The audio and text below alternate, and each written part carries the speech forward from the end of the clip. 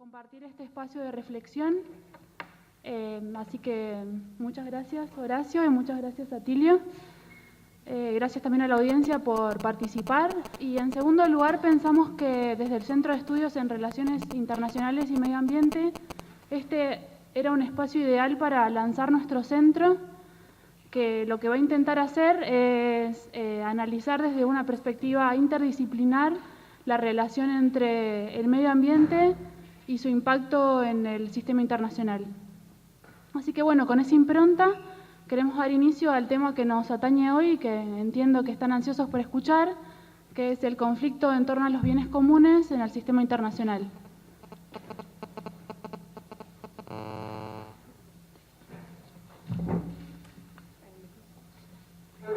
Hola, buen día. Bueno, yo solo quiero leerles un poquito de los extensos currículums de los expositores que tenemos acá hoy. A mi derecha está Horacio Machado Araoz, quien es doctor en Ciencias Humanas, con mención en Estudios Sociales y Culturales. Es investigador adjunto en CONICET, profesor de la Facultad de Humanidades y de la Escuela de Arqueología de la Universidad de Catamarca. Entre sus publicaciones recientes podemos mencionar su libro Potosí, el origen, Genealogía de la minería contemporánea, otro de sus libros, Democracia y capitalismo en los márgenes, Economía política del clientelismo.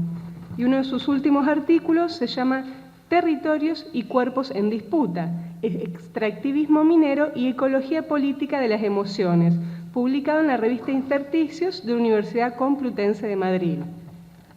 Bueno, y a mi izquierda está Atilio Borón. Él es politólogo y sociólogo. Está doctorado en Ciencia Política por la Universidad de Harvard. En 2009 fue galardonado por la UNESCO con el Premio Internacional José Martí por su contribución a la unidad e integración de los países de América Latina y el Caribe.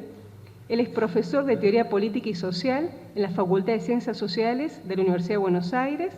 Es investigador superior de CONICET y director del PLED, que es el Programa Latinoamericano de Educación a Distancia en Ciencias Sociales. Es autor de numerosos libros, de numerosos artículos.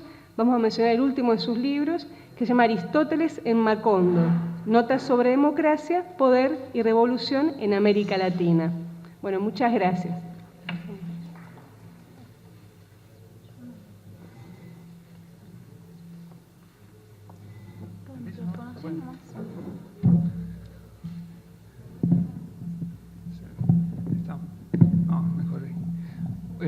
Buen día a todos y a todas.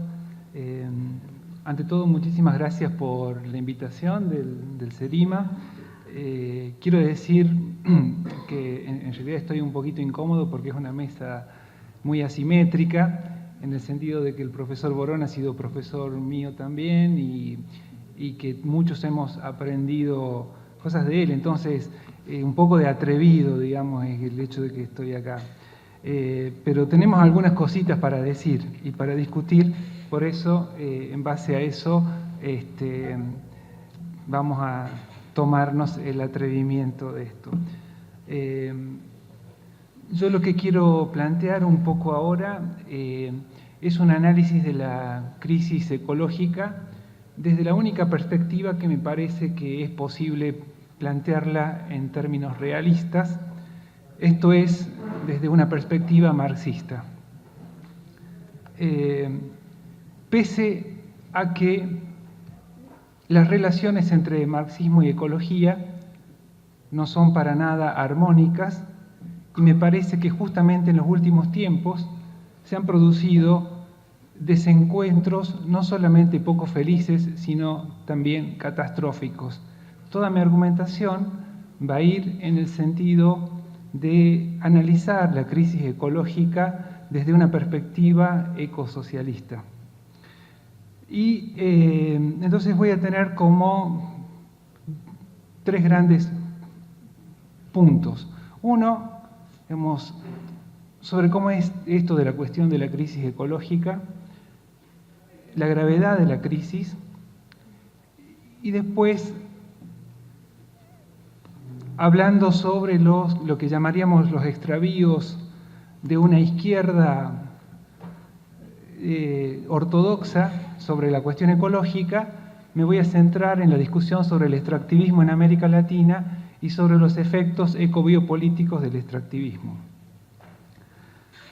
Entonces, en el primer punto, sobre el tema de la cuestión de la crisis ecológica, sobre todo de los pueblos originarios y los movimientos campesinos, de hace un tiempo vienen hablando de que estamos ante una crisis civilizatoria, no apenas de una crisis del capitalismo. Y se ha banalizado la cuestión de que estamos ante una crisis civilizatoria. Muchos hablan de una crisis civilizatoria, pero vacían el sentido de qué hablamos cuando hablamos de una crisis civilizatoria. ¿Cuál es la civilización que está en crisis y cuáles son los efectos y las consecuencias inminentes de esa crisis? ¿No?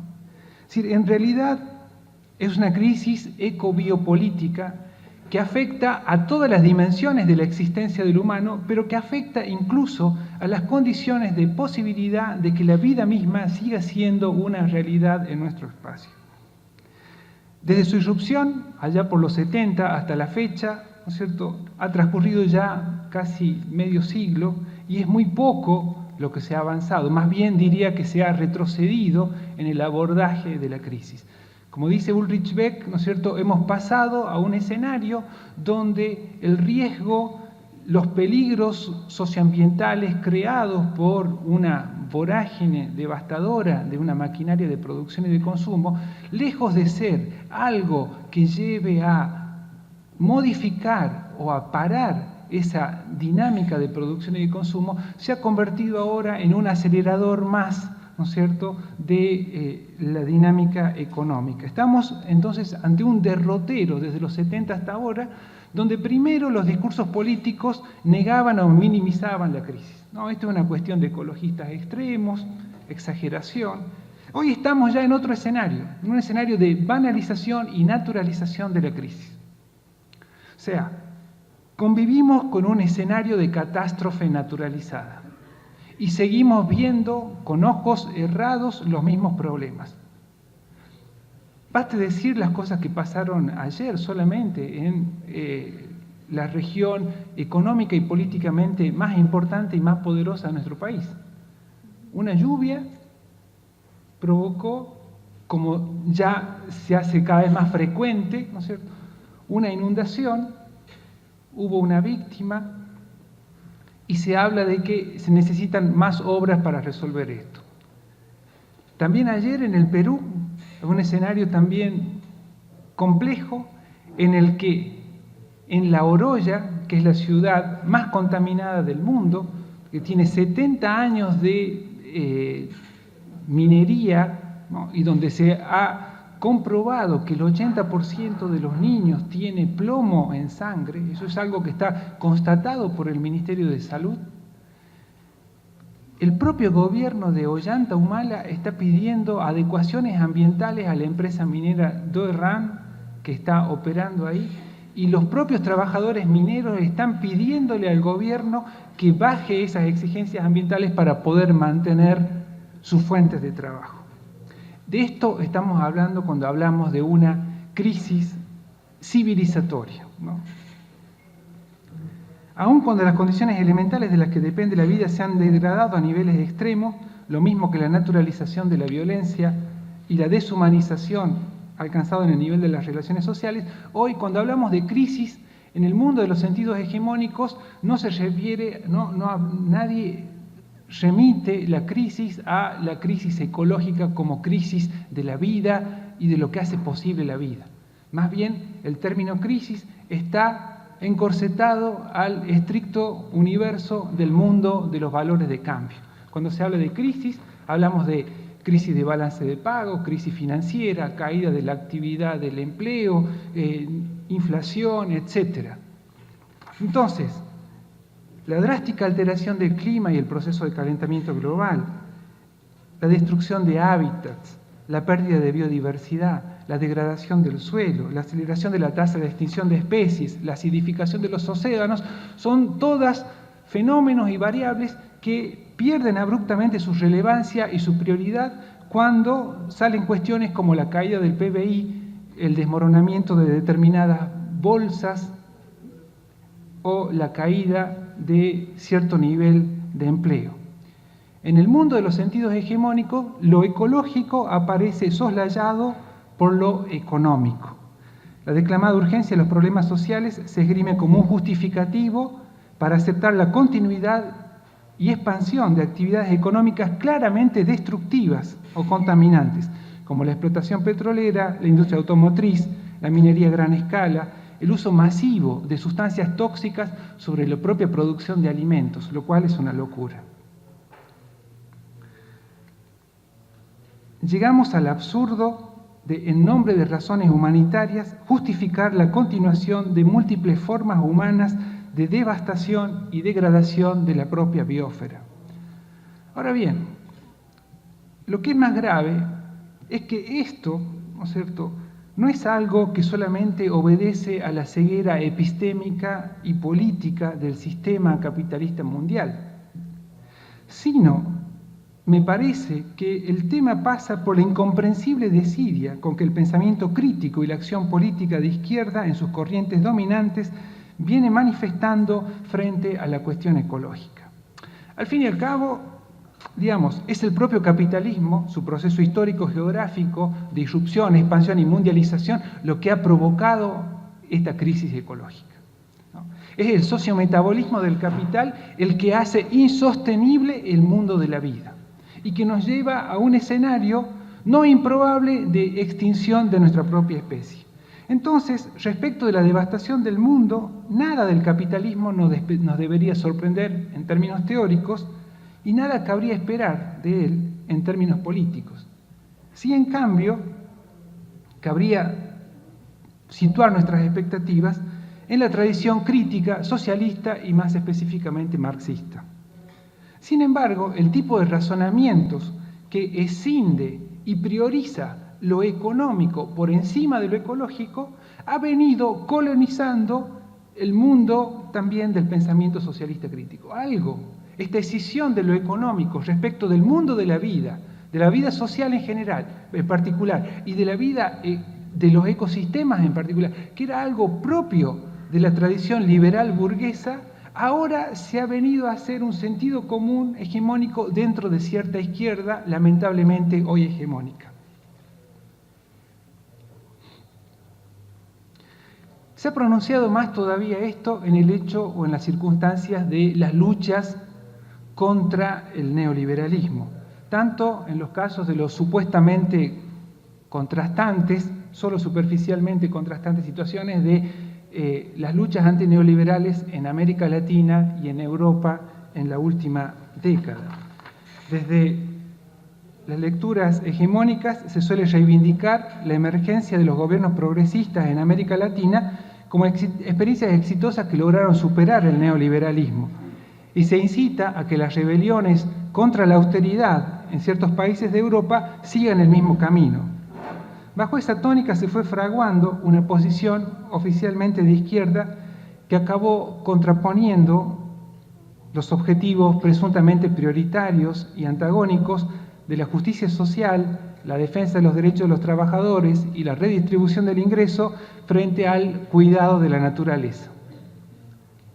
Paradójicamente, en nombre de la prioridad de la lucha de clases, en nombre de la prioridad, de las clases oprimidas, en nombre del realismo político o de la lucha contra el imperialismo, se termina priorizando la necesidad de sostener los empleos, los salarios, las políticas sociales, antes que ocuparse de los gravosos impactos del crecimiento económico que el crecimiento económico genera sobre las condiciones ecológicas básicas de la vida.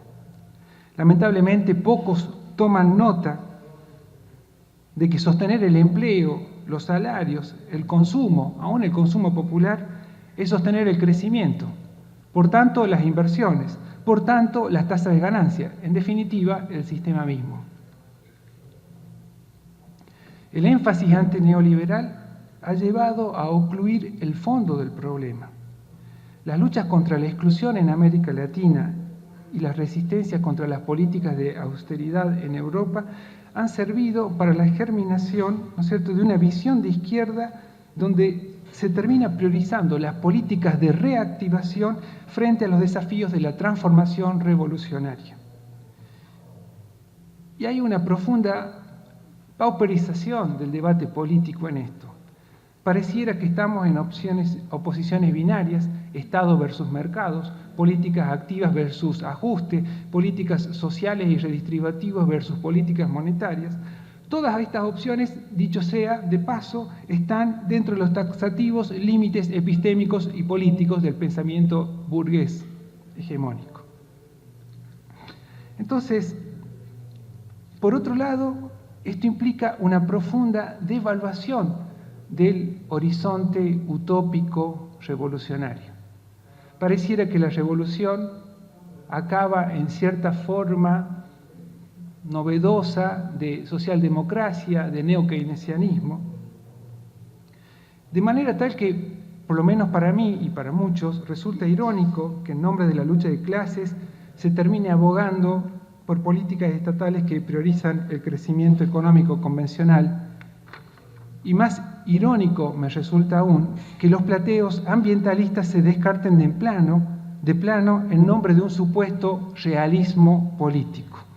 Ese realismo político nos dice que debiéramos preocuparnos fundamentalmente por las relaciones de fuerza entre la izquierda y la derecha y que lo importante es que la izquierda en el poder mantenga el poder. La lucha por el mantenimiento del poder nos lleva a despreocuparnos por el sostenimiento de la vida. Frente a esto, me parece que la situación en América Latina, en el último tiempo, se ha hecho más compleja y más grave aún. En el caso latinoamericano, la cuestión suscitada por los gobiernos progresistas, ¿cierto?, nos ha llevado a parece un diálogo de sordos entre quienes discuten el extractivismo de los gobiernos progresistas y quienes a toda costa los defienden de todas maneras.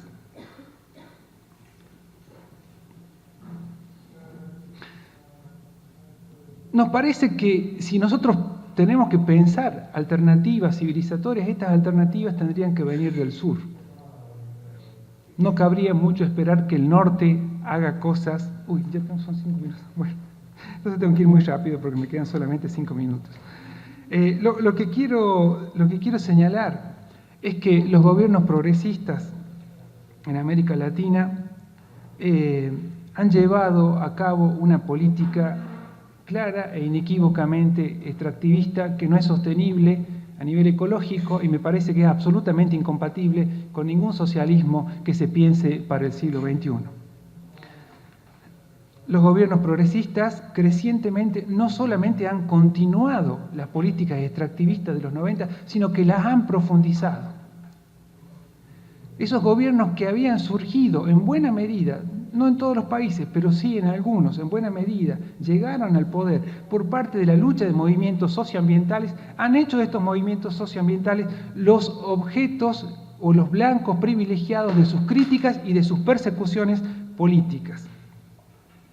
Rafael Correa, ya en el 2008, decía: no crean a estos ambientalistas románticos, todo el que se opone al desarrollo del país es un terrorista. Evo Morales, en el 2011, decía: el ambientalismo es el nuevo colonialismo del siglo XXI. En su geopolítica de la Amazonía, García Linera dice: detrás del criticismo extractivista se halla la sombra de la restauración conservadora. Emir Sader, defendiendo estos gobiernos, señalaba: a Correa no le gusta destruir la Amazonía, refiriéndose a cómo Correa levantó la propuesta finalmente del Yasuní, de dejar el Yasuní en tierra. A Correa no le gusta destruir la Amazonía, pero menos le gusta que la gente siga en la pobreza. Frente a estas declaraciones, me parece que se ha perdido la referencia sobre cuál es el problema y cuál es la naturaleza del problema. Nos preguntamos, ¿el problema es el neoliberalismo o el orden colonial depredador del capital? ¿Qué relación hay entre capitalismo, explotación de la fuerza de trabajo y depredación de la naturaleza? ¿Qué relación hay entre capitalismo y extractivismo? O dicho de otra manera, ¿puede haber un capitalismo no colonial? ¿Puede prescindir el capitalismo del imperialismo y más aún del imperialismo ecológico? Si bien es cierto que el término extractivismo se ha puesto de moda, muchos hablan de eso, y que muchos críticos del extractivismo no precisan conceptualmente el tema, y muchos ni siquiera hablan del capitalismo, me parece que, al menos quienes tenemos una formación socialista y más específicamente marxista, no podemos dejar de pasar el hecho de que extractivismo e imperialismo ecológico son dos fenómenos que están dando cuenta conceptualmente de una misma problemática. El extractivismo no es algo nuevo, mucho menos en América Latina. El extractivismo no es algo nuevo, sobre todo para el pensamiento político de izquierda. No hablamos, cuando hablamos de extractivismo, simplemente a un tipo de actividad económica. Tampoco hablamos de hablar de extractivismo para referir a un cierto proceso productivo, sino que el extractivismo define un tipo específico de formación social. No en vano, ¿no es cierto?, en el capítulo de la llamada acumulación originaria, Marx, ¿no es cierto?, nos da cuenta de cómo el capitalismo nace no en el centro, sino en la periferia. Y cómo ese capitalismo nace a partir de prácticas extractivistas que tienen que ver con la superexplotación de la naturaleza, tanto la naturaleza interior, es decir, la fuerza de trabajo, como la naturaleza exterior, es decir, las condiciones ecológicas que sostienen la vida de los trabajadores en las colonias. El robo, el saqueo, el asesinato, la esclavización, eso es lo que está en los orígenes del capitalismo. Entonces, el extractivismo no es una novedad de fines del siglo XX ni de principios del siglo XXI. Está en los orígenes mismos de esta civilización colonial del capital. El extractivismo hace referencia a formaciones socio-geoeconómicas donde la explotación intensiva y exportadora de naturaleza como materia prima se erige en el principal patrón organizador y regulador de las estructuras económicas, socioterritoriales y de poder. América Latina nació como un territorio de la pura y la mera depredación, un territorio minero, donde se produce la extracción de determinados valores y fuentes para ser acumulados, concentrados, no ya como valores de uso, sino como valores de cambio en los centros del sistema. No hay que perder de vista, pareciera que algunos, como García Linera, pierden de vista que el capitalismo nunca ha sido algo local, siempre desde sus orígenes ha sido un fenómeno mundial y global. Entonces, la noción de extractivismo hace referencia específicamente a nuestro capitalismo periférico, colonial y dependiente. Está en la partida de nacimiento de las formaciones sociales de América Latina, es el documento de identidad, podríamos decir coloquialmente, de nuestras economías latinoamericanas, también africanas, también asiáticas, ¿no? El extractivismo hace referencia a un patrón de organización mundial requerido por el sociometabolismo del capital, donde se escinde una zona de extracción y de superexplotación puesta al servicio de otra zona donde se concentra el consumo, donde se concentra la acumulación, donde se concentran los medios de vida. Por el tema de los tiempos, simplemente voy a decir cuáles son los principales efectos del extractivismo. Básicamente, ¿no es cierto?, viendo la literatura crítica de América Latina desde, si se quiere, desde Mariátegui en adelante, ¿no es cierto?, todo el pensamiento crítico ha venido en América Latina discutiendo este problema de economías primario exportadoras. Economías primario exportadoras que constituyeron, como dijimos, la base material y simbólica de la hegemonía política, cultural y económica y militar de Occidente. Occidente no podría ser el centro del mundo, el centro hegemónico del mundo, el núcleo geopolítico del capital, a eso me estoy refiriendo cuando hablo de Occidente, sin el proceso de imperialismo ecológico que se desata y que tiene distintas etapas y fases desde 1492 en adelante.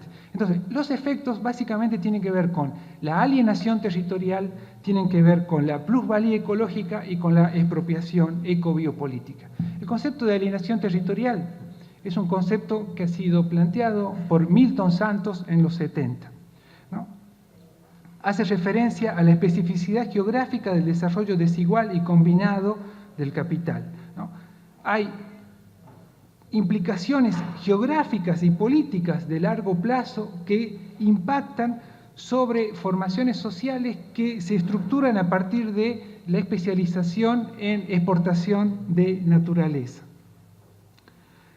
Dice Milton Santos, la demanda procedente del centro queda directa e inmediatamente marcada en la sociedad, en la economía y en el espacio de los países periféricos.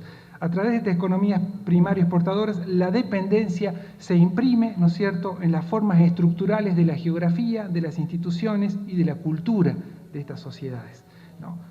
Se producen, ¿no es cierto?, lo que hablamos de economías incompletas, economías que no son un sistema de producción en sí y para sí, sino economías que están referidas a otros ecosistemas, a otras sociedades, a otras culturas, que es lo que define la demanda que estructura estas sociedades. Son economías, por tanto, incompletas y completamente dependientes. Decía Milton Santos, desde el momento en que se acepta un modelo de crecimiento orientado hacia afuera, el Estado, la nación, pierden el control de las sucesivas organizaciones del espacio. Hay dispositivos estructurales a través de los cuales ciertos grupos y entidades de afuera generalmente adquieren la capacidad, el control y la disposición sobre los territorios y por tanto sobre las poblaciones de estas formaciones sociales. Hay un proceso de desterritorialización y desplazamiento de las poblaciones.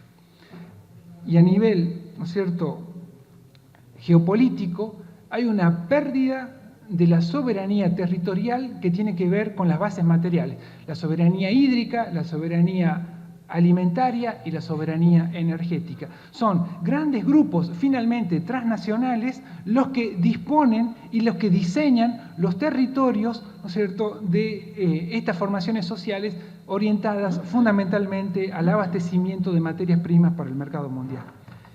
El término de plusvalía ecológica, y con esto tengo que terminar, el término de plusvalía ecológica me parece que es central.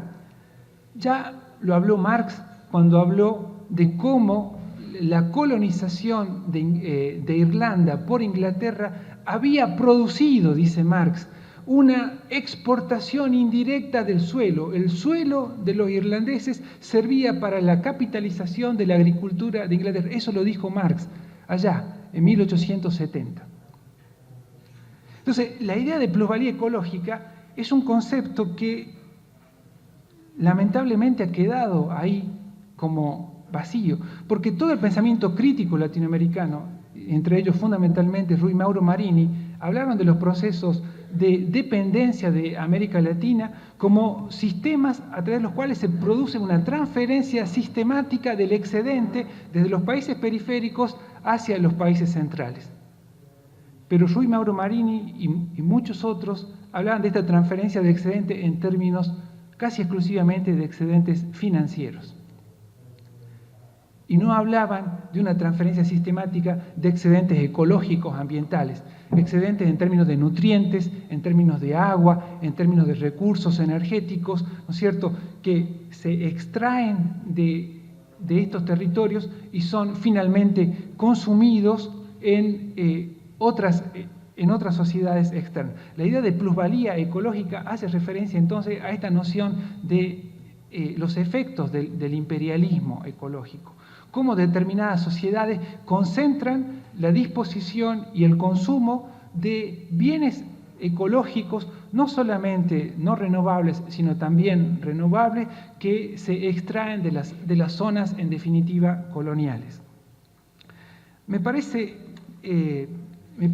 fundamental, me parece imprescindible que nosotros, nosotros como países latinoamericanos, revisemos profundamente las formas de concebir la economía. Una economía escindida del mundo de la vida es una economía que no se puede conjugar en términos de sustentabilidad y que eso, en términos teóricos, no tiene ninguna sustentación, no se puede sostener desde un punto de vista que se diga pretendidamente marxista. Contraponer lo humano a lo ambiental, me parece que es una falacia que contradice con el pensamiento del materialismo histórico. Porque cuando decimos nuestros cuerpos son tierra, cuando decimos nosotros somos tierra, somos territorio, no lo estamos diciendo en forma metafórica. Esto no es pachamamismo, esto no es un idealismo romántico, es en el más estricto sentido científico y en el más profundo sentido filosófico que decimos que nuestros cuerpos son tierra. Sería la lección número 1 del materialismo histórico. Pensar eso, repensar eso, entonces no nos da ninguna chance para justificar ningún tipo de extractivismo. No estamos luchando solamente contra el neoliberalismo, sino contra un modelo incivilizatorio del capital que ha puesto nuestras vidas en crisis. Muchas gracias.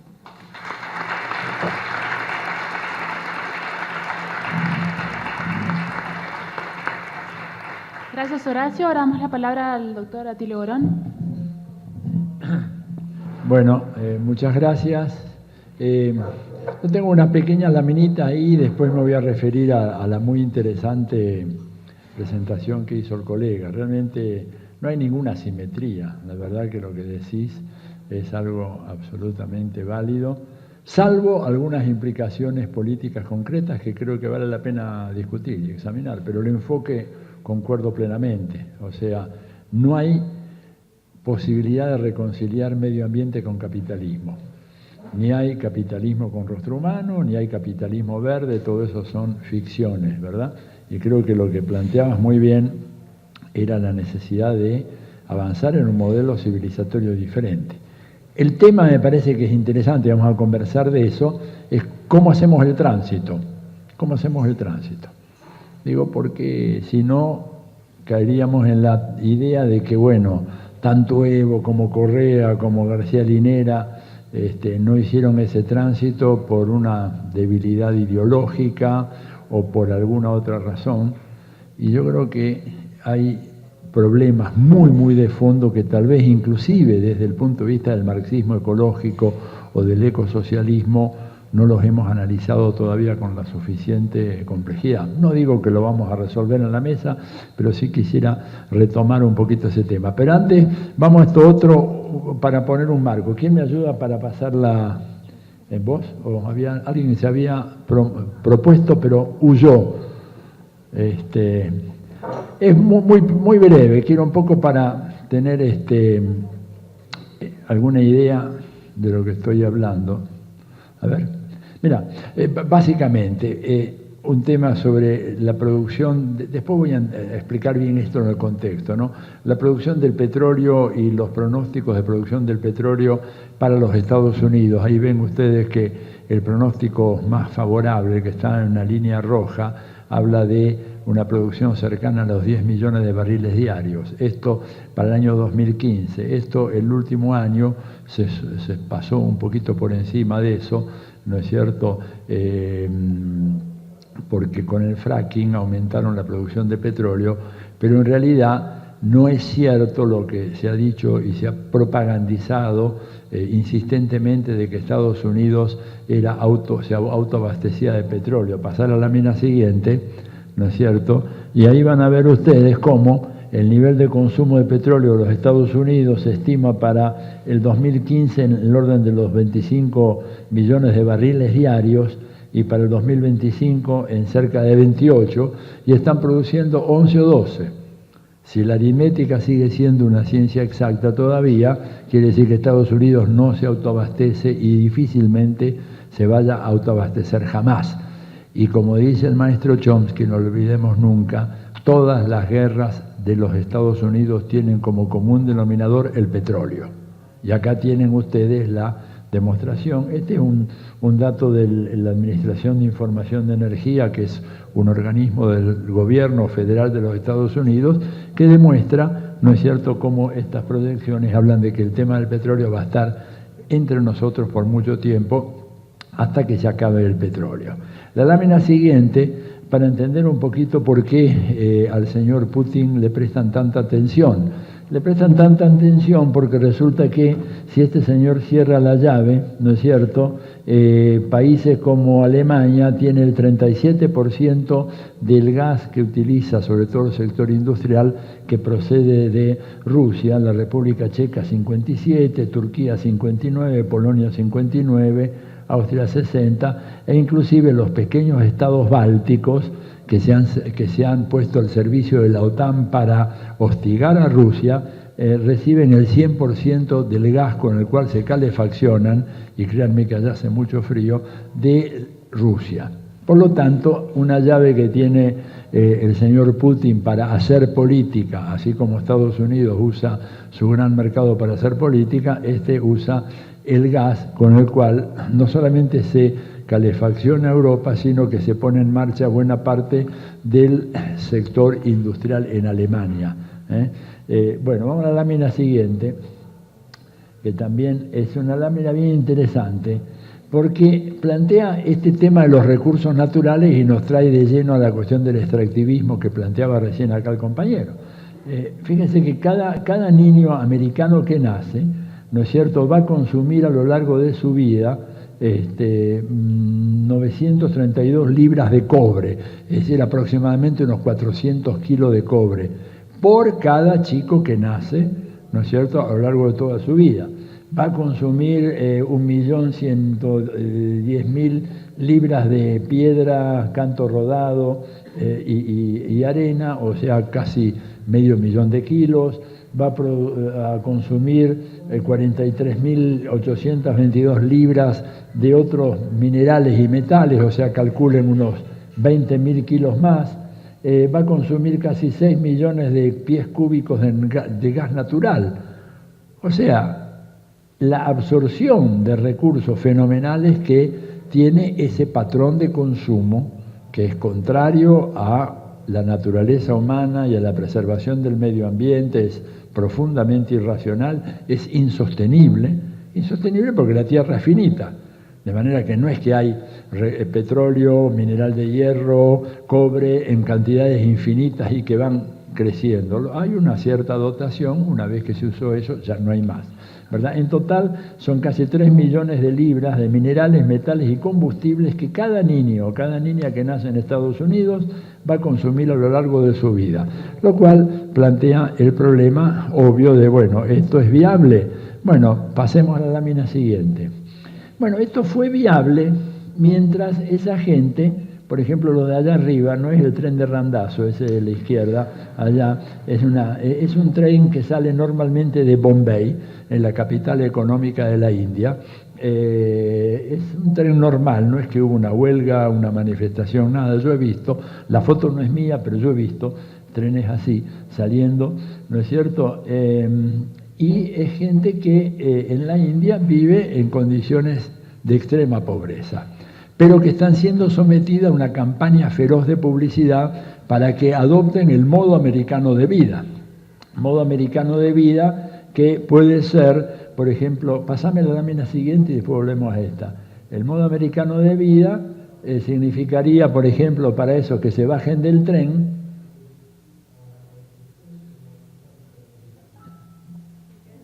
pasa la siguiente, la lámina siguiente. ¿Qué pasó? Se traumó. Siempre pasan cosas de este tipo, bueno, no importa. La tecnología siempre se revela.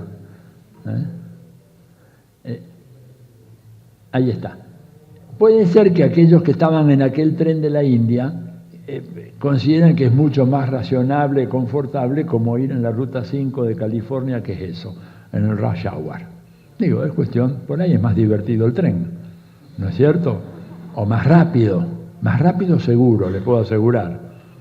Pero bueno, puede ser que quieran. Ahora, lo que pasa es que si esos 1.250 millones de la India, son indios, esos son los únicos indios reales, el resto son pueblos originarios, aborígenes, los indios son aquellos allá.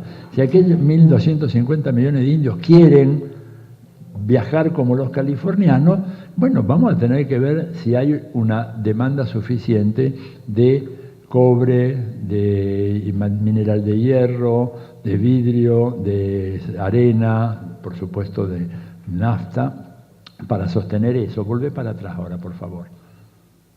¿Verdad? No. Ahora, eso. Los de abajo son también los indios que están en un baño ritual en el río Ganges, ¿no es cierto? ¿Esto es excepcional? No, porque más de la mitad de la población en la India carece de acceso de agua potable y de drenajes cloacales. Por lo tanto, el baño es el río, ¿no es cierto? Puede ser que quieran adoptar el modo de vida americano, ¿no es cierto?, o de la modernidad euro-norteamericana, y que quieran tener los baños que tenemos en general en la mayoría de los hogares en el mundo desarrollado. Pero si eso llegara a ocurrir, ¿no es cierto?, tendríamos un problema de abastecimiento de algunos insumos que hoy en día alcanzan, pero alcanzan porque durante mucho tiempo más de la mitad de la población mundial quedó al margen de todo este patrón de consumo. Lo que pasa es que ahora se le está poniendo una propaganda tremenda para que realmente adopten ese patrón de consumo, pero no nos dicen de dónde van a salir los bienes comunes que van a permitir sostener un patrón de consumo que nunca estuvo pensado para los 7.000 millones de habitantes, sino que estuvo pensado para mucha menos gente. Los de al lado son en general dos salidas de conciertos y uno de un estadio de fútbol de la China, ¿verdad? Esos tampoco estaban antes en el juego. Hace 30 años el nivel de demanda de productos naturales, ¿no es cierto?, de la China era muy, muy baja. China tenía una importación mínima de petróleo. Hoy importa más petróleo China que Estados Unidos. ¿Y de dónde vamos a sacar el petróleo? ¿Va a haber tanto petróleo? ¿Va a durar? ¿Va a durar hasta que hagamos el tránsito de la matriz energética basada en combustible fósil, petróleo, a otro? Y es difícil, ¿no es cierto? Mientras tanto, lo que hacen las grandes potencias es asegurarse el petróleo. Vamos a la lámina siguiente. Cuando uno dice que el capitalismo está condenado, ¿no es cierto? La otra. Acá lo ven muy claro, ¿no es cierto? Si se establece, ¿no es cierto?, como un patrón de consumo estándar para toda la población del planeta, el modelo de consumo de los Estados Unidos, los bienes comunes que necesitaríamos serían aquellos que estuvieran en 5 planetas y 1/3. O sea que para sostener el American Way of Life, que se publicita ad nauseam en todos los países, ¿no es cierto?, y sobre todo en los países más atrasados, se requiere contar con los recursos que habría en 5 planetas y 1/3. Hasta ahora, como dice Walter Martínez, hay uno solo, contaminado, etcétera, única nave espacial donde estamos todos nosotros. Hay uno solo, ¿verdad? Uno dice, bueno, vamos a algo un patrón de consumo un poquito más razonable, el de los británicos, igual 3 planetas. El de los alemanes, 2 planetas y medio. El de los rusos, igual. Brasil o Argentina, México, están ahí, son 2 planetas que necesitamos. O sea, el patrón de consumo argentino. Fíjense ustedes, ese cuando decimos, bueno, para todos, para los 7.000 millones, no alcanza el planeta. Empieza a alcanzar cuando llegamos a Mauricio, pequeño país en el Índico. Sobra un poquito de planeta en la China. ¿Por qué? Porque hay todavía 700 millones de chinos que viven en condiciones muy, muy precarias en las zonas, ¿verdad?, que están alejadas del litoral y orientadas hacia la parte central de la China. Si adoptamos el modelo de consumo indio, ahí estamos bien. Nos sobra, con medio planeta nos sobra. Ahora hay que empezar a fabricarse la propia ropa, ¿no es cierto?, los zapatos o las sandalias o los que sea, volver a los telares, vivir como el Mahatma Gandhi. Digo, parece, no es imposible, pero indudablemente hay obstáculos serios a volver a ese nivel, porque hemos sido formateados durante 5 siglos para un determinado patrón de consumo, y eso digamos que se podría lograr en pueblos muy conscientes de la periferia. Pero ¿cómo convences a Donald Trump, por ejemplo, que está ahora como candidato, para poner, o a Bill Gates, de que ahora se acabó toda esta historia y que tiene que coserse sus propios suéter y sus camisas y vivir, digamos, difícil, ¿verdad? Con lo cual tenemos que el capitalismo así, como lo conocemos, es inviable. Esto es lo que un gran sociólogo americano, James O'Connor, llamó la segunda contradicción del capitalismo. Y yo digo, sobre la base de esa tesis de James O'Connor, de que esta segunda contradicción demostró ser históricamente mucho más intratable que la primera. La primera, la contradicción clásica señalada por Marx y toda la tradición marxista, trabajo asalariado y capital. Esa contradicción, ¿verdad?, que se suponía tenía que desembocar en una revolución en el mundo desarrollado, bueno, no desembocó en una revolución en el mundo desarrollado. Podríamos decir, citando a Chávez, por ahora. ¿Recuerdan lo de Chávez cuando la tentativa insurreccional dijo, fracasamos por ahora? Pero por ahora, evidentemente, esa contradicción no hizo estallar al sistema. ¿Por qué? Bueno, porque la industria cultural del capitalismo y todos los aparatos de hegemonía, toda esta problemática estudiada también por Gramsci, convencieron a los explotados que en realidad no estaban siendo explotados y que en realidad se les estaba dando trabajos y oportunidades, etcétera, etcétera, etcétera. Por lo tanto, esa contradicción no estalló. Pero la segunda contradicción, la de la destrucción del medio ambiente, que muy bien planteó él, la degradación y deterioro de los suelos, la contaminación de las aguas, la desalinización de los mares, todo eso es algo ante lo cual no tiene ninguna eficacia el aparato propagandístico del capitalismo. El río se contaminó y se contaminó, lo que decías en ese distrito de Perú, ¿cómo era? La Oroya, es un desastre. Hay un documental, creo, de eso que es espeluznante, ver, digamos, lo que se produjo en esa región del Perú, ¿verdad? Y ahí no hay ideología que valga, por más que tengamos a los mejores publicistas del planeta convenciendo, ¿no es cierto?, que son los que convencen a los trabajadores y a los consumidores en el capitalismo de que estamos en una sociedad libre, que tenemos todos igualdad de condiciones, al medio ambiente no se lo puede engañar de esa manera. Por eso esa segunda contradicción es una contradicción muy fuerte que ha dado lugar a todas estas grandes luchas. Pasa la lámina siguiente, algunas de las que están ahí marcadas, en Bolivia, en Perú, ¿no es cierto?, en la Argentina, en tantos lugares. La respuesta ante esto de parte de Estados Unidos ha sido la creación de una red de bases militares, lámina siguiente. Estas son solamente las que hay en Sudamérica, desde Malvinas, que está ahí, ahora la nueva que está en Concón, al norte de Concón en Chile, y todas las demás. Y la lámina siguiente, que pasás por favor, en esa se ven las láminas en Centroamérica, las bases de Centroamérica y el Caribe. La respuesta a Estados Unidos ha sido esa, porque para ellos es la región más importante del mundo, de lejos, mucho más que Medio Oriente, que Europa Central.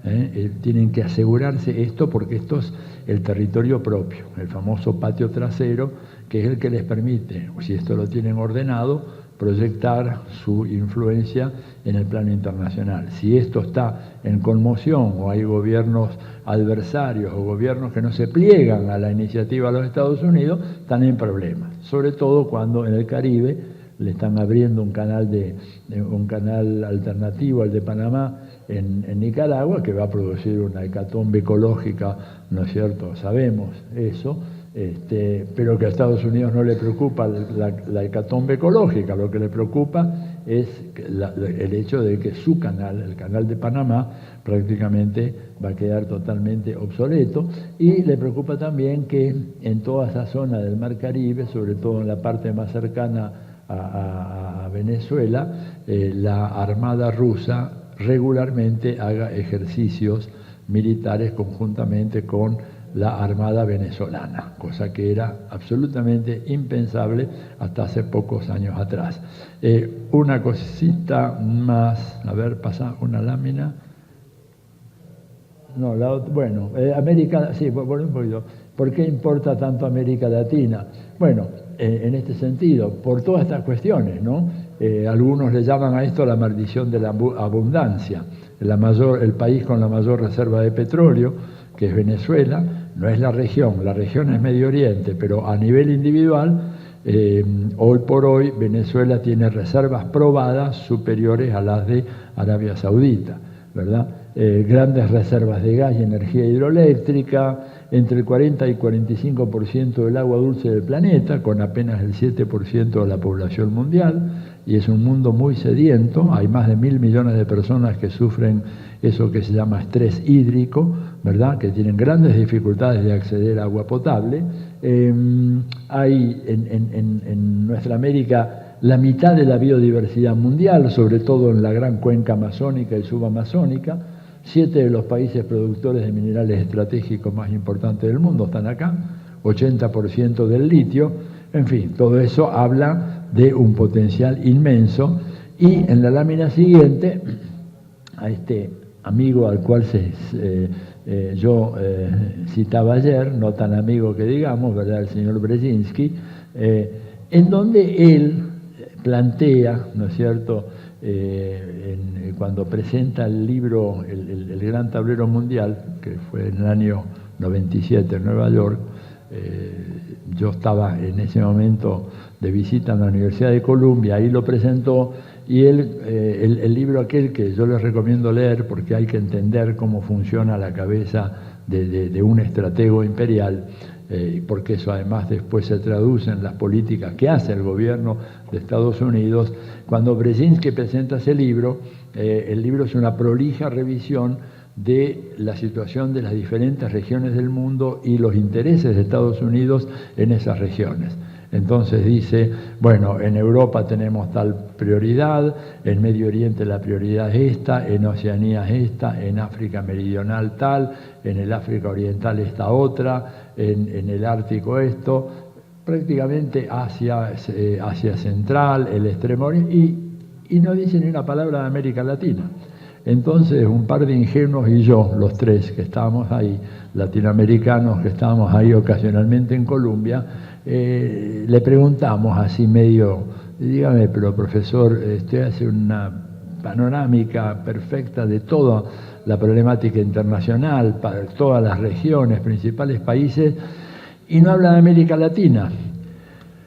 Y la respuesta de él, ¿no es cierto?, muy a tono con su carácter, su forma de ser y su propensión a los desplantes así soberbios, dijo, bueno, pero es que yo tampoco hablo de Oklahoma, ni hablo de Texas, porque ustedes, entiendo por el acento con el cual ustedes me preguntan que no son de acá, que son latinoamericanos, evidentemente el acento nuestro nos delantaba de una manera total. Dije, sí, no, somos del otro lado. Dice, bueno, dice, ustedes no entienden que para Estados Unidos, y nos dijo así, para un policy maker del Departamento de Estado, América Latina, sí, América Latina no es un tema de política exterior, es un tema de política doméstica. Grábense eso, entonces no vengan con estas preguntas que yo las entiendo porque ustedes son de otra cultura, vienen de otra cosa. Pero para nosotros, América Latina no es un tema de foreign policy, es domestic policy. ¿Quedó claro? Así la cosa. Bueno, entonces, en fin, eso daría mucho, pero tengo poco tiempo. Ayer les prometí algo que no lo vieron algunos, pero para ponerlo ahora. Para que vean que no es delirio mío. Acá está el famoso declinómetro de la revista Foreign Policy. Para los que creen que el imperio no está en decadencia, bueno, la revista Foreign Policy es la revista del establishment diplomático junto con Foreign Affairs. Y ellos son los que crean esta cosita. Y lo van poniendo todos los números según, ¿no es cierto?, las diferentes áreas, en competencia tecnológica, en gasto militar, en esto, están básicamente planteando eso. Bueno, yo dejaría acá, pero no puedo sino tomar alguna cosa en relación a lo que decía mi colega recién, que es el tema de, bueno, ¿por qué estos gobiernos de izquierda no salen del extractivismo? Yo diría, históricamente, plantearlo en estos términos. Salvador Allende decía, cuando hace la nacionalización del cobre, en el año 71, pronunció una frase célebre que todavía repercute en los oídos, sobre todo la derecha chilena. La frase decía: el cobre es el sueldo de Chile. El cobre es el sueldo de Chile. Y eso quiere decir de que, más allá de consideraciones ecológicas, ambientales, de todo tipo, de alguna manera, que no sea la manera del saqueo brutal, ¿no es cierto? Pero de alguna manera ese cobre tiene que ser aprovechado. Y creo que Evo Morales es una referencia también en relación al litio. El litio va a ser a lo largo de este siglo el equivalente de lo que el petróleo fue en el siglo XX. Es el gran material energético con el cual funciona esto, funcionan los celulares, el micrófono, las cámaras que están ahí, todo esto funciona a base de litio. Los automóviles eléctricos funcionan con baterías en base a litio. Y entonces Evo se pregunta, ¿qué hacemos con el litio? Nos sentamos arriba del litio y seguimos manteniendo a los bolivianos en la condición de pobreza extrema en la cual vivieron por siglos, o hacemos algo para utilizar ese recurso, ¿verdad? Aprovecharlo y permitir, con lo que obtenemos de la venta de ese recurso, mejorar las condiciones de vida de nuestra gente. La respuesta de él ha sido: vamos a aprovechar ese recurso y vamos a utilizarlo de la manera más racional y más cuidadosa posible, pero lo vamos a utilizar, no lo vamos a dejar bajo la tierra. Acá yo quería decir, bueno, esto puede ser motivo de discusión en el sentido de decir, bueno, pero ¿de qué manera? Bueno, ahí viene el segundo debate. Pero antes de llegar a este punto, yo les pido que hagamos un simple ejercicio, ¿verdad? Tomemos el caso de otro país como Ecuador, ¿no es cierto?, que examiné un poco más en detalle yo en un libro mío hace poco. Ecuador es un país que está creciendo a una tasa demográfica del 2%. Ecuador tiene hoy 15 millones de habitantes, va a tener en el año 2000, en 25 años más, en el 2040, va a tener 28 millones, probablemente 29 millones de habitantes. Esto quiere decir que cualquier gobierno que tenga interés en estimular y mejorar las condiciones de vida de la población va a tener que construir más escuelas, construir más hospitales, construir más vivienda, construir más caminos, construir más edificios gubernamentales, porque de lo contrario, ¿verdad?, si adoptamos la tesis, como algunos en Ecuador están proponiendo, crecimiento cero, que es una tesis absolutamente reaccionaria, pues el crecimiento cero quiere decir, hoy tenemos, ¿verdad?, 100 kilos de cobre para distribuir entre 14 millones, mañana estos mismos 100 kilos los vamos a distribuir entre 28 millones. Con lo cual, la pobreza, digamos que ahora es mucha, va a ser mucho mayor. Acá hay un enorme desafío práctico que tienen estos gobiernos. El crecimiento demográfico requiere que se plantee una estrategia de crecimiento económico. La pregunta es, ¿hay un tipo de crecimiento no capitalista? Yo creo que sí, que lo hay. ¿Es fácil acceder a ese tipo de crecimiento no capitalista? No. ¿Es fácil cambiar la matriz productiva de estos países? No. La prueba está en que después, por ejemplo, el caso de Venezuela, después de 15 años de revolución bolivariana, Venezuela sigue siendo un país que vive de la renta petrolera. ¿Por qué no cambiaron la matriz productiva? Bueno, porque es una matriz que se forjó a lo largo de 500 años y que para hacer esos cambios, eso no se logra en un breve plazo y mucho menos cuando los gobiernos que están involucrados en esos proyectos cada 2 años tienen que revalidarse en una competencia electoral. Digo, porque reconozcamos que si no hubiera elecciones, si estos países tuvieran 20, 25 años, 30 años, ¿no es cierto?, para cambiar la matriz productiva al margen de lo que significa la competencia electoral, digo, uno puede hacer un experimento mental, probablemente las cosas serían más sencillas, pero tenés elecciones cada 2 años, con los cuales cada 2 años tenés que mostrar resultados concretos, tangibles, que sean percibibles por la mayoría de la población para que te den el plafón político para que puedas gobernar. ¿Es fácil lograr eso? Es muy, muy difícil. Entonces, a mí me parece que cuando uno hace todas estas críticas, que yo las comparto y creo que, como él dijo, la perspectiva del ecosocialismo y el marxismo ecológico es la perspectiva correcta para analizar esto, pero tenemos que partir luego, desde ese primer diagnóstico de análisis abstracto, a las necesidades inmediatas, concretas que tienen los gobiernos, que tienen que producir ciertos tipos de bienes y que para producir esos bienes tienen que acentuar la utilización de los recursos naturales o de los bienes comunes, que tienen que hacerlo de la mejor manera posible, en la medida que tengan las condiciones tecnológicas.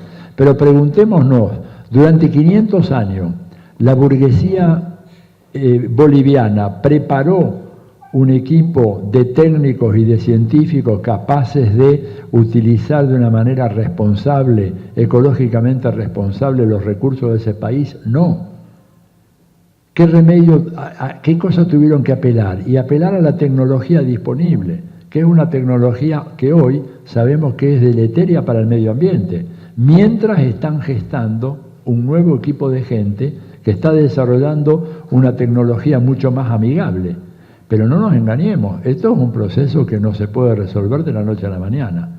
Y además, creo que hay que tener en cuenta de que la idea de que el medio ambiente puede ser preservado, ¿no es cierto?, al margen de la influencia nefasta que puede ejercer la sociedad, es algo que desde la época de la invención de la agricultura,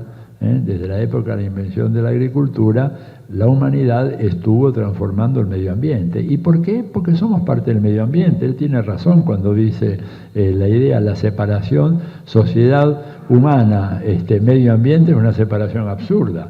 Somos una especie evolucionada de chimpancés, según lo ha demostrado el amigo Charles Darwin, ¿no es cierto? Y por lo tanto vivimos en este ambiente. O sea, no hay posibilidad de hacer una escisión entre medio ambiente y sociedad humana. Sociedad humana es una especie de chimpancé altamente evolucionada, o no, por ahí son más evolucionados las hordas de chimpancés que son incapaces de cometer las atrocidades que hemos cometido los humanos, pero somos una especie que se desarrolla dentro de ese medio ambiente. Por lo tanto, no podemos destruir ese medio ambiente porque nos destruimos nosotros mismos. Forma que, por supuesto, el capitalismo parte de la decisión, que viene ya de la cosa cartesiana, el cuerpo, ¿no es cierto?, y el alma, y bueno, la sociedad y la naturaleza como cosas separadas, pero no lo son. Esto plantea entonces el problema concreto: ¿qué hacen los gobiernos que quieren producir una mejor sociedad? Ha habido horrores, es decir, lo que ha pasado en China, por ejemplo, la destrucción medioambiental de China es espantosa, una cosa inimaginable. Por eso no es un modelo, pero no hay que pensar de que todo lo que se puede hacer tiene esa marca que se registró en China. Creo que se están ensayando alternativas y claro, y no es fácil, no es muy fácil. Y termino una palabra sobre lo de Ecuador y el yacimiento ITT. El yacimiento ITT, ¿no es cierto?, no lo querían explotar. Correa había dicho que no, hizo una propuesta para que los países desarrollados hicieran un aporte a un fondo, él dejaba el petróleo ahí y los otros ponían el fondo para financiar a un país pobre como Ecuador. No nos olvidemos que Ecuador es un país muy vulnerable ante la economía mundial. Ecuador produce petróleo, poquito, exporta poquito, después produce flores, camarones y bananas. Ese es el enganche de Ecuador con la economía mundial. En un contexto de crisis como el actual, ¿quién va a comprar más flores? ¿Quién va a comprar más bananas? ¿Quién va a comprar más camarones? Digo, seamos realistas también, ¿verdad? Hagámonos cargo de los problemas concretos de la gestión con que se enfrentan gobiernos de países realmente muy pobres. Bolivia ha sido, después de Haití, el país más pobre de todo el hemisferio americano. Cuando uno va a Bolivia hoy y ve los avances sociales que han tenido Bolivia, realmente son impresionantes. Claro, ha habido un costo ecológico y él tiene razón, pero yo digo, tenemos que tener una perspectiva tal vez de más largo plazo que nos debe a pensar de que esos costos ecológicos pueden ser decrecientes o deben ser decrecientes y que hay que pelear para que sean decrecientes. Bueno, yo dejo acá porque me he excedido, además quiero escucharlo a él, que seguramente tiene mucho que decir sobre esto. Gracias.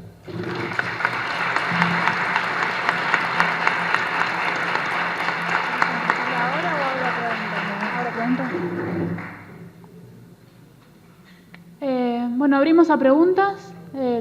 Levantan la mano y vamos a recoger un par de preguntas. Si ustedes recojo, no sé, 5 preguntas y los expositores responden y después, si queda tiempo, reiniciamos las preguntas.